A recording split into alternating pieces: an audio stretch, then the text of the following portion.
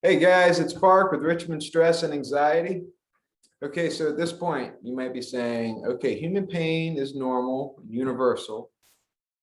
We have limited control over it, and fighting or fleeing from it only makes things worse. Great. You got anything else for me?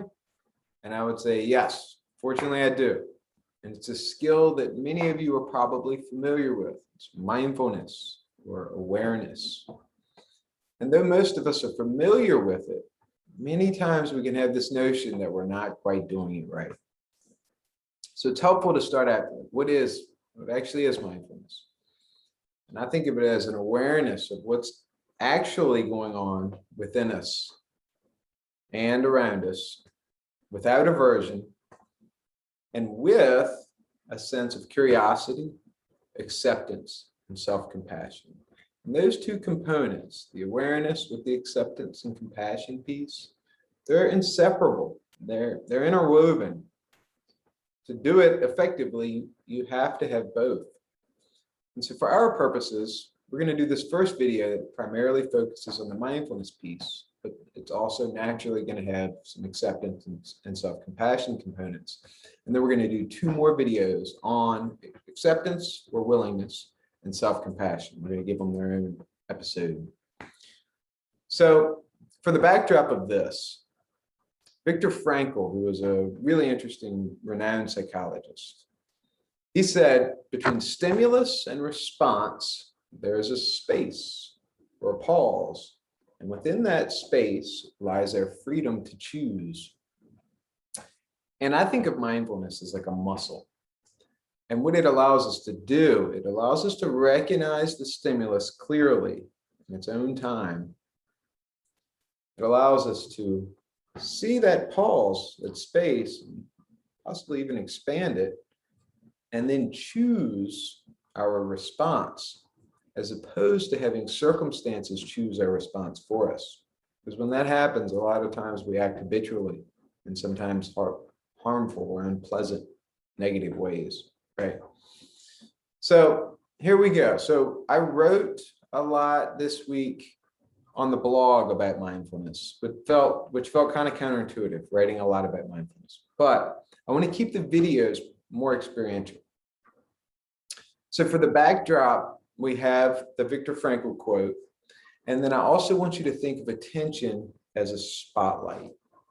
And we can shine that spotlight in different rooms of consciousness. A lot of times we laser beam it into the mental room. And then we also have the emotional room.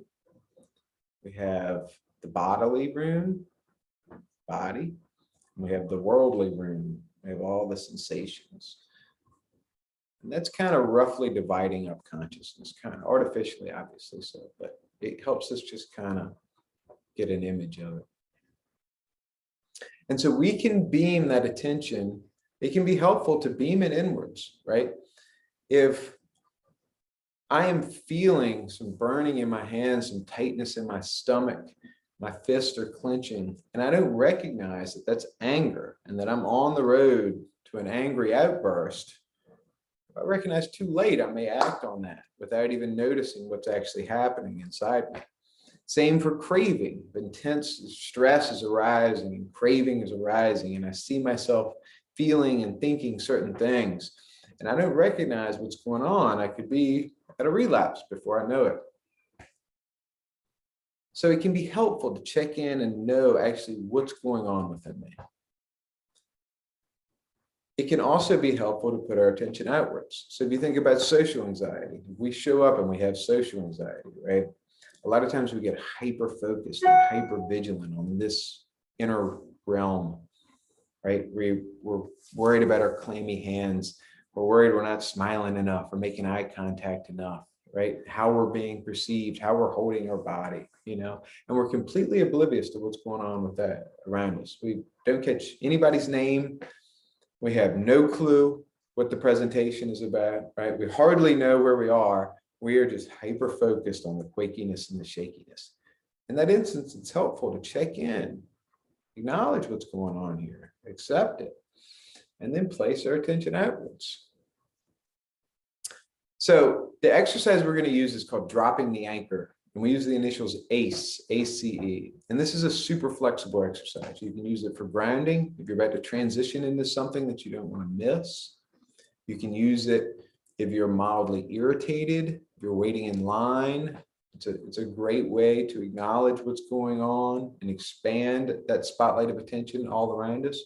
Or you can use it to, like, further the metaphor. If the boat's really rocking, you can use it if you're dissociating, or if you're intensely craving, or if you have that anger that we talked about earlier, whatever's going on. If you're chock full of anxiety and fear because something's coming up and this chronic tightness within you, it's a great exercise to acknowledge, check in what's going on, and expand our attention.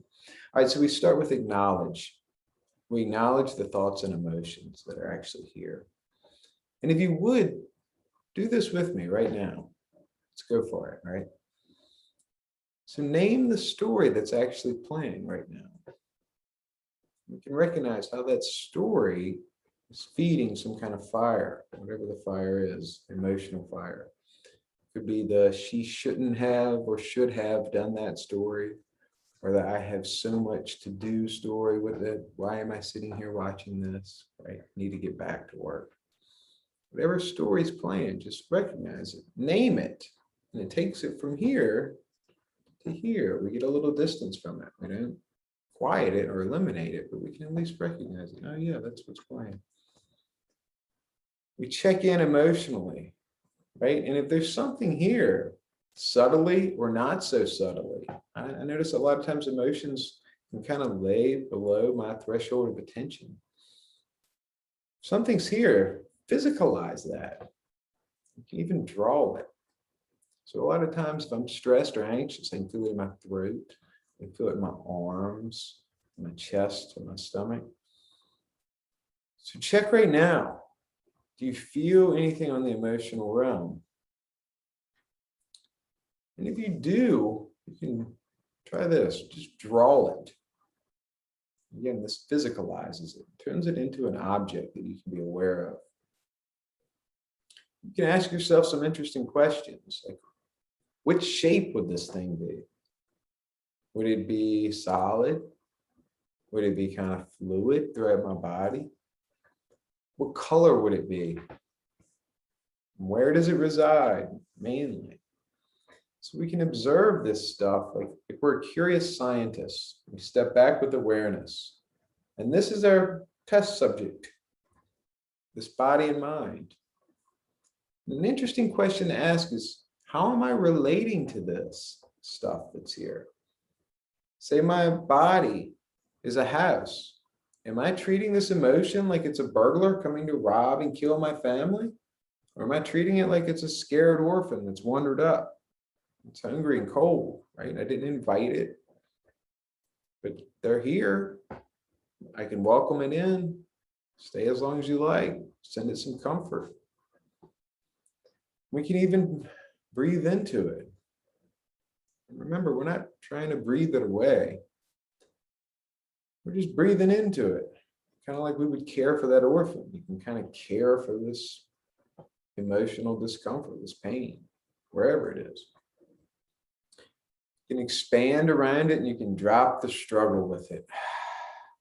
Just allow it to be here. It's only a problem if I make it a problem. It can be here, it can be handled. So that's acknowledge. And it can be a couple seconds long or 10, 15 minutes long as you want to spend on that. But don't bypass that part. That's a key part. So we acknowledge what's here, and then we come back to the body. And so we feel from our head down to our toenails. And we actually feel the aliveness, the sensations, the tingling of the body. Our butt on the seat, feet on the floor, hands on this chair. Actually feel that for a second. We expand into that room. Try it right now. See if you can feel your whole body while you're listening to me. And now see if you can feel the pinky toe on your left foot. I bet you haven't given that sucker any attention all day long. So give it a little attention. Put your attention in that little space, that little area. They say the feet is the safest place to keep our attention because it's the farthest place from our head. They call it an anxiety-free zone. I find that to be true. That's a good place to kind of be home base, grounding, right? That's as close to the ground as we're going to get. So we come back to the body. We inhabit that realm. And we notice that the pain can still be here. That's still here. We're not trying to relax the body. We're not trying to distract ourselves from the pain. We're just trying to expand, allow it all to be here. And then we expand out into the world. What are 3 things you actually hear? Actually hear, not label. It's raining here right now. It's almost like you can hear the rain emerging from silence. Try it right now. What do you actually hear in your experience?